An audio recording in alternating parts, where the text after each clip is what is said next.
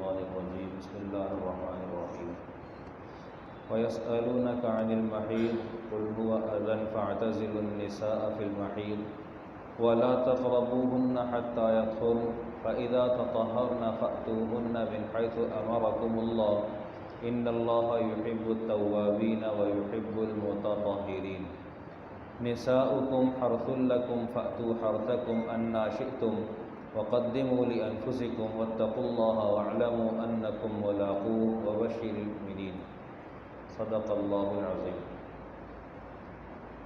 سورہ بقرہ کی آیت نمبر 222 اور 223 کی تلاوت ہوئی ہے۔ گزشتہ آیت میں جو کہ گزشتہ درس بھی تھا، اس میں جو گفتگو ہوئی تھی وہ مشرک مرد اور مشرکہ عورت سے نکاح کے بارے میں تھی کہ مومن باندی مشرک آزاد عورت سے بہتر ہے، اور اسی طرح مومن غلام وہ مشرک آزاد آدمی سے بہتر ہے۔ اور یہ سارے کے سارے نقشے جو کبھی مال، کبھی ذات، کبھی عزت و حیثیت کو دیکھ کر بنائے جاتے ہیں، یہ سارے کے سارے نقشے اللہ سبحانہ و تعالیٰ کے فرمان گرامی کے مطابق واللہ یدعو الی الجنۃ والمغفرۃ بإذنہ، کہ اللہ جنت اور مغفرت کی طرف بلاتے ہیں، اور جو کچھ کفر کے نقشے ہیں یہ سارے کے سارے آگ کی طرف بلاتے ہیں۔ قرآن پاک کہتا ہے اولئک یدعون الی النار۔ ان آیات کا سلسلہ وہاں سے شروع ہوا تھا جہاں پر یسألونک عن الخمر والمیسر کی بات آئی تھی کہ آپ سے سوال کرتے ہیں شراب اور جوئے کے بارے میں، ان کی حرمت نہیں آئی تھی۔ صحابہ میں حیا کا عنصر زیادہ تھا، بحث و تمحیص کا مادہ آپس میں کم تھا۔ صحابہ کسی سوال کی طرف پریشان ہوتے تو اس کو پیارے پیغمبر صلی اللہ علیہ وسلم کی بارگاہ میں پیش کرتے۔ چنانچہ یہ سوال بھی صحابہ نے نبی علیہ السلام کے دربار میں پیش کیا اور حق تعالیٰ نے اس کا جواب ارشاد فرمایا۔ اب آیت کا ترجمہ کرتے ہیں۔ وَيَسْأَلُونَكَ عَنِ الْمَحِيضِ، آپ سے سوال کرتے ہیں ماہواری کے بارے میں۔ قُلْ هُوَ أَذًى فَاعْتَزِلُوا النِّسَاءَ فِي الْمَحِيضِ، آپ کہہ دیجئے کہ وہ گندگی ہے، دور رہو عورتوں سے ماہواری میں۔ وَلَا تَقْرَبُوهُنَّ حَتَّى يَطْهُرْنَ، ان کے پاس نہ جانا یہاں تک کہ وہ پاک ہو جائیں۔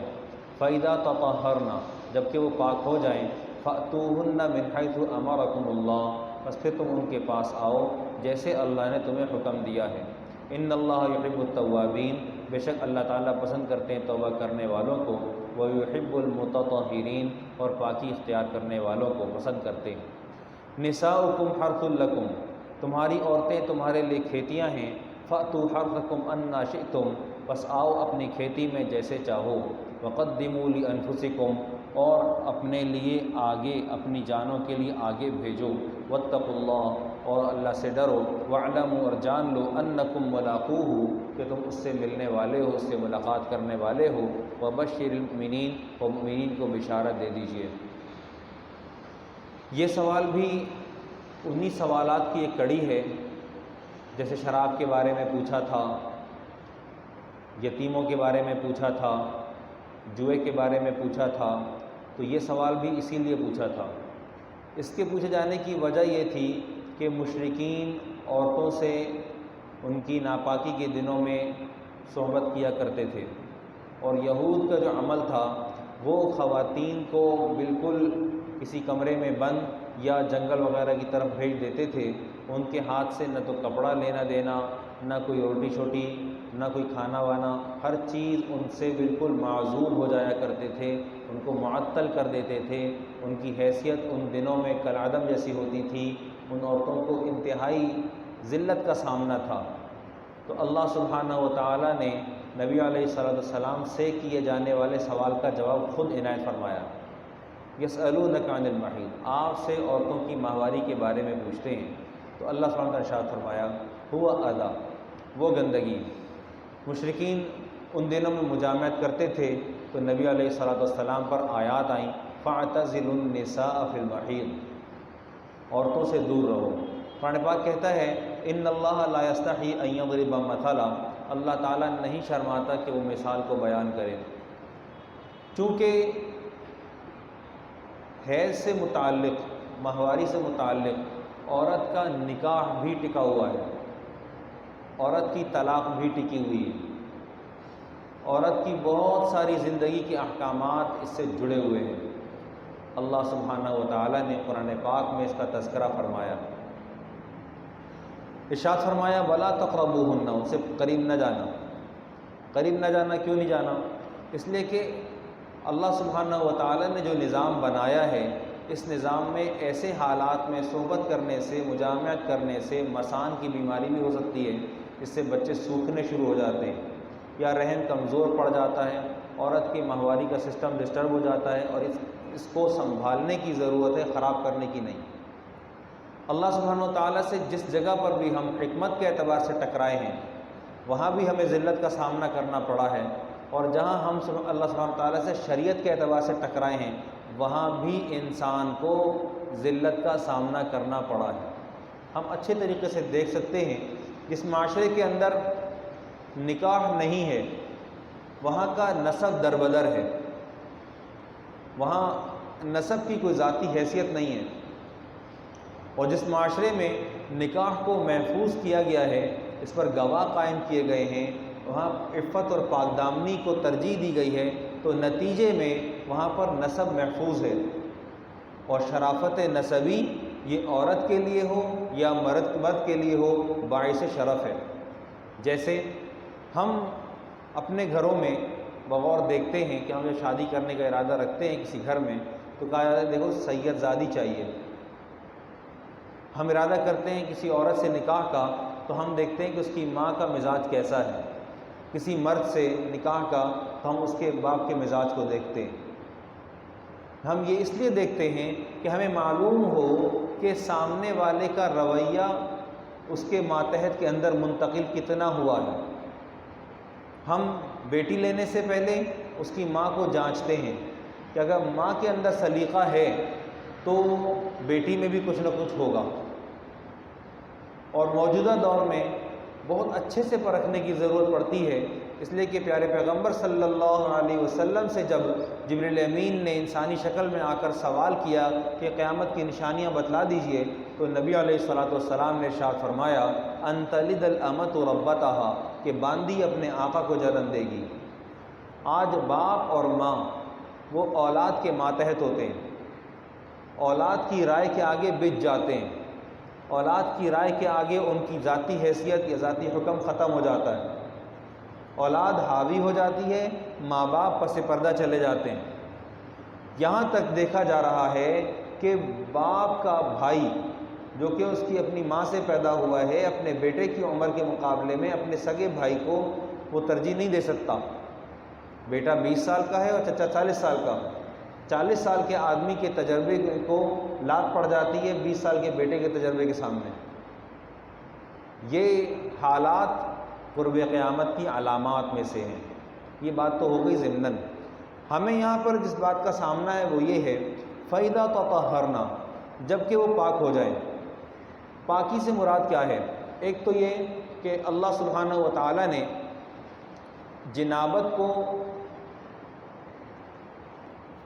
جنابت کے اوپر سخت پابندی لگائی ہے۔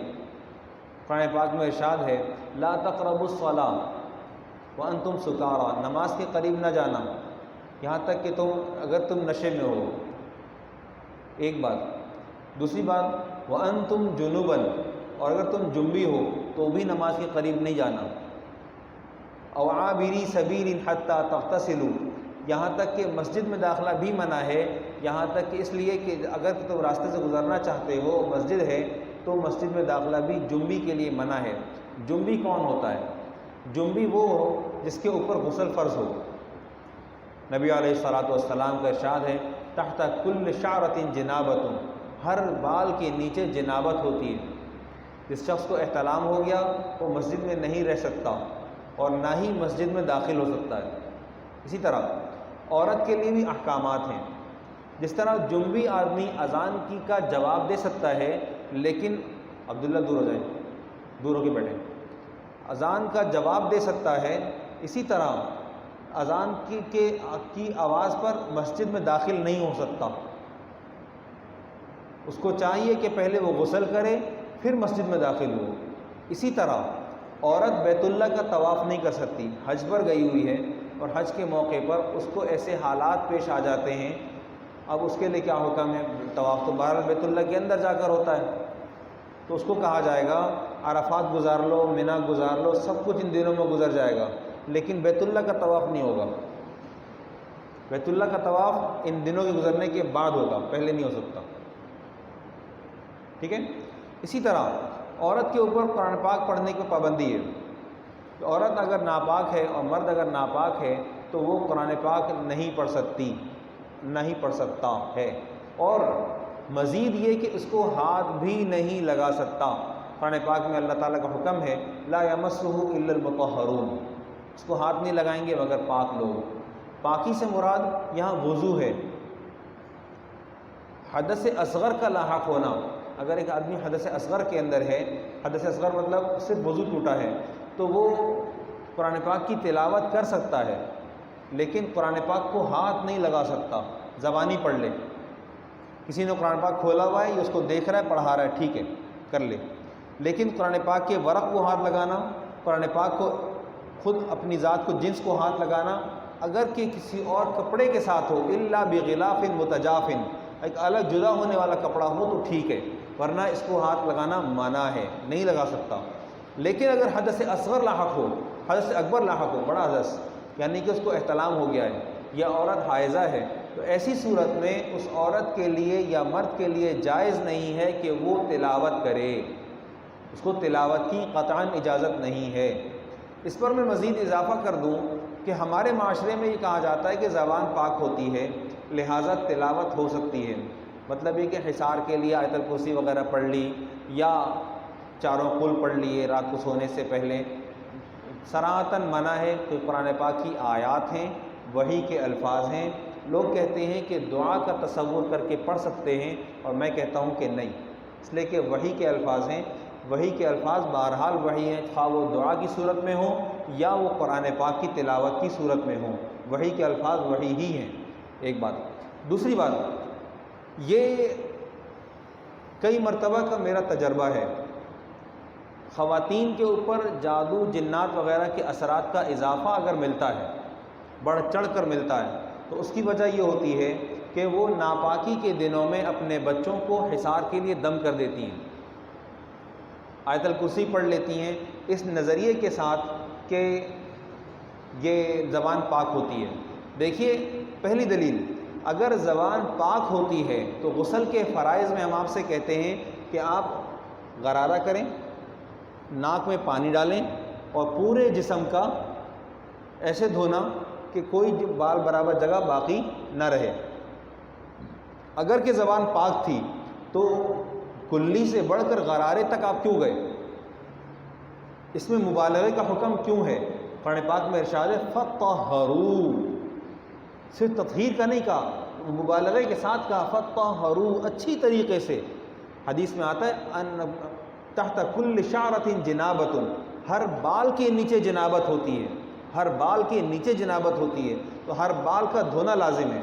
یہاں اس بات جگہ پر ایک ضمناً ایک بات اور ذکر کر دیتا ہوں، ہمارا موضوع نہیں ہے لیکن میں ذکر کر دیتا ہوں.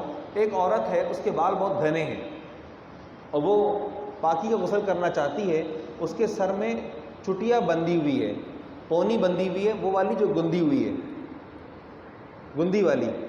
اس کو چاہیے کہ اپنے بال کی جڑ تک پانی پہنچائے.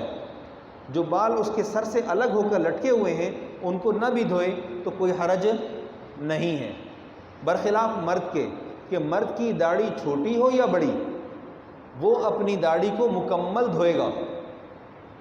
اور اگر عورت کے بال کھلے ہوئے تھے جب اس کو حدث لاحق ہوا، جب اس کے اوپر غسل فرض ہوا، اس کو غسل فرض ہوا، اس کے بال کھلے ہوئے تھے تو وہ پورے بال دھوئے گی. بال باندھ کر صرف سر دھونا اس کے لیے ٹھیک نہیں ہے، اس کو غسل نہیں ہوگا. یہ ضمناً میں نے بتا دیا. اسی طرح بیت اللہ کا طواف بھی نہیں کر سکتی، اور اسی طرح قرآن پاک بھی نہیں پڑھ سکتی، مسجد میں داخل بھی نہیں ہو سکتی، اور صرف اللہ سبحانہ و تعالیٰ کا ذکر کر سکتی ہے۔ اور فتاوی عالمگیری کے اندر ہے کہ اذان کا جواب دے سکتی ہے، اور اذان کا جواب جنبی شخص کو بھی دے دینا چاہیے۔ اچھا جی، یہاں سے ایک بات اور، ایک عورت نے آ کر سوال کیا فقہا سے۔ فقہا کے بڑے احسانات ہیں ہمارے اوپر، ساری باتیں قرآن پاک میں موجود نہیں ہیں۔ قرآن پاک میں اصول موجود ہیں، فروع موجود نہیں ہیں۔ فروع کا مطلب ہوتا ہے شاخ، اصل کیا ہے؟ درخت، درخت کی بنیاد ہے، لیکن اوپر کے پتے اور ٹہنیاں نہیں ہیں۔ ٹہنیاں کیسے ملیں گی؟ کہ ہم بنیاد کو دیکھیں گے، بنیاد کیا کہہ رہی ہے۔ بنیاد نے کہا کہ جی عورت ناپاک ہو گئی تو وہ مسجد میں داخل نہیں ہو سکتی۔ اچھا، پھر ایک عورت نے آ کر فقہا سے سوال اٹھایا کہ میں ایک ایسی عورت ہوں جو مردے نہلاتی ہوں۔ خواتین جب مر جاتی ہیں تو مرنے والی خاتون کو نہلانے کا کام میرا ہے۔ اب بتائیے کہ کیا میں غسل دے سکتی ہوں ناپاکی کے دنوں میں یا نہیں؟ بھائی اس کی تو کوئی صریح احادیث میں موجود نہیں ہے، کوئی بات اس بارے میں موجود ہی نہیں ہے۔ اب کیا کریں؟ اب میں آپ کو وہ بنیاد بتاتا ہوں جہاں سے ہم نے دلیل لی۔ ہم نے دلیل وہاں سے اٹھائی کہ جی دھلا سکتی ہے عورت، اپنی ناپاکی کے دنوں میں مردہ عورت کو غسل دے سکتی ہے۔ کہاں سے دے سکتی ہے بھائی؟ دلیل دو۔ ہم نے کہا جی دلیل وہ ہے کہ نبی علیہ الصلاۃ والسلام مسجد میں اعتکاف میں تھے، آپ کے جو کمرے کی، آپ کے جو حجرے کی کھڑکی تھی وہ مسجد نبوی میں کھلتی تھی، اور آپ علیہ الصلاۃ والسلام اپنا سر مبارک عائشہ کے کمرے میں داخل فرماتے اور کہتے دھو دیں، دھو دیں۔ وہ کہتی کہ جی میں ناپاکی کے دنوں میں ہوں، آپ علیہ الصلاۃ والسلام کہتے کہ تمہارے ہاتھ میں تو نہیں ہے۔ ٹھیک ہے، اب معلوم ہوا کہ جب ایک تو زندہ، ٹھیک ہے، زندہ شوہر کا سر دھلانا ایک بات، دوسرا محمد الرسول اللہ صلی اللہ علیہ وسلم کا سر مبارک دھلانا، اگر یہ جائز ہے تو پھر مردہ نہلانا بھی جائز ہے۔ ٹھیک ہے، وہ اصل تھی، اصل کی فرع ہم نے نکالی، اصل سے ہم نے شاخ نکالی، اس دلیل کے اوپر رکھ کر، اس مسئلے کو سامنے رکھ کر ہم نے وہاں سے ایک مسئلہ اور مستنبط کیا کہ وہ مردہ نہلانا درست ہوگا۔ سمجھ آ گئی بات؟ اچھا، یہاں سے ایک مسئلہ اور سمجھیں۔ ایک آدمی وہ کفر پر ہے اور وہ مسلمانوں کے لیے جانور ذبح کرتا ہے۔ ایک آدمی، اس کا کفر ظاہر ہے اور وہ مسلمانوں کے جانور ذبح کرتا ہے، اس کا کیا حکم ہے؟ اس کا لا الہ الا اللہ یا اللہ اکبر کہہ کر جانور ذبح کرنا معتبر نہیں ہے۔ کیوں؟ اس لیے کہ وہ اپنے کفر پر برقرار ہے۔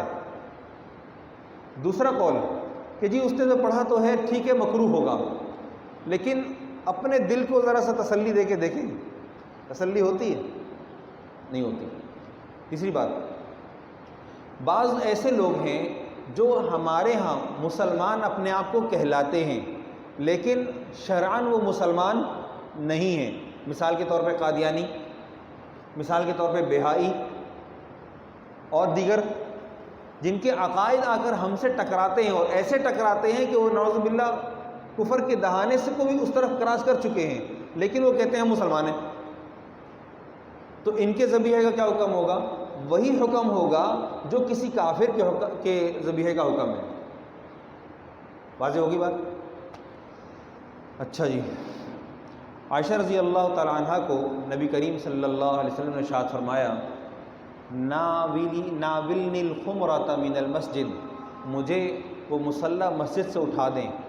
تو انہوں نے کہا کہ انی حائض، مجھے تو ماہواری آ رہی ہے۔ نبی کریم صلی اللہ علیہ وسلم نے فرمایا، فقال ان حیضتک لیست فی یدک، تمہارا حیض تمہارے ہاتھ میں نہیں ہے۔ یہ دلیل ہے اس بات کی کہ عام مخالطت، اس کے ہاتھ سے روٹی پکوانا، اس سے کھانا بنوانا، اس کے ہاتھ کے کپڑے پہن لینا، اس کی تمام تر خدمات ان دنوں میں باقی رہیں گی، صرف اور صرف ایک کہ وہ اپنے شوہر کی جنسی ضرورت پوری نہیں کر سکتی، اس کے علاوہ باقی سب کام کر سکتی ہیں۔ شوہر کے ساتھ سو بھی سکتی ہے، یہ بھی اجازت ہے۔ اصل میں جو یہاں سے کھیتی سے مراد ہے نساؤکم حرث لکم فأتوا حرثکم انا شئتم، اللہ سبحانہ وتعالیٰ پسند فرماتے ہیں توبہ کرنے والوں کو، اور پسند فرماتے ہیں پاک لوگوں کو، نساؤکم عورتیں تمہارے لیے کھیتی ہیں، فأتوا حرثکم انا شئتم، جیسے چاہو اپنی کھیتی میں تشریف لاؤ، جیسے چاہو آؤ، مقبلاً او مدبراً، آگے کی طرف سے آنا چاہو یا پیچھے کی طرف سے داخل ہو سکتے ہیں، لیکن مخرج ایک ہی ہوگا۔ فأتوہن، یا اللہ سبحانہ وتعالیٰ نے دو حکم ایک ساتھ دیے ہیں، بات ایک ہے حکم دو ہیں، وضاحت سے سمجھ لیں۔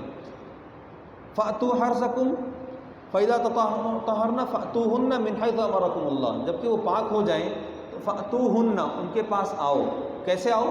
من حیث امرکم اللہ، جیسے اللہ نے تم کو حکم دیا ہے، جیسے اللہ نے تمہیں حکم دیا ہے۔ اللہ نے حکم کہاں دیا ہے؟ اللہ تعالیٰ نے حکم وہاں دیا ہے جہاں پر کھیتی ہے، جہاں پر زراعت ہو سکتی ہے، جہاں سے نسل چل سکتی ہے۔ دو کام نکاح سے مقصود ہیں، ایک احسان، احسان کا مطلب ہوتا ہے پاک دامنی، عفت، پاک دامنی، والمحصنات من النساء، پاک دامن عورتیں، اسی طرح محسنین غیر مصافحین، پاک دامن مرد، اللہ سبحانہ وتعالیٰ کو پسند ہے، ایک بات۔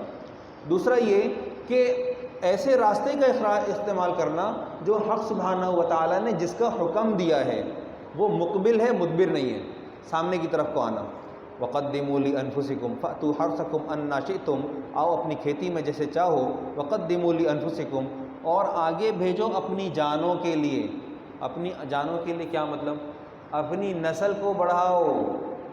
حدیث میں آتا ہے نبی کریم صلی اللہ علیہ وسلم نے ارشاد فرمایا تزوجوا الودود الولود فانی مکاثر بکم الامم، تم ایسی عورتوں سے شادی کرو جو شدید تر شوہر سے محبت کرنے والی ہوں اور کثرت سے بچے پیدا کرنے والی ہوں، میں تم سے فانی مکاثر بکم الامم، میں تمہاری وجہ سے قیامت کے دن امتوں پر اضافے کا باعث ہوں گا، تمہاری تم سبب ہوگے کہ تم کثرت سے اولاد پیدا کرنے والے ہوئے۔ تو ایک صحابی تشریف لائے، انہوں نے کہا انی اصبت، مجھے عورت ملی ہے، اس کو حسن بھی ہے، جمال بھی ہے، حسب بھی ہے، نسب بھی ہے، سب کچھ اس کو حاصل ہے، لیکن اس کا مسئلہ یہ ہے کہ اس کے ہاں اولاد نہیں ہو سکتی۔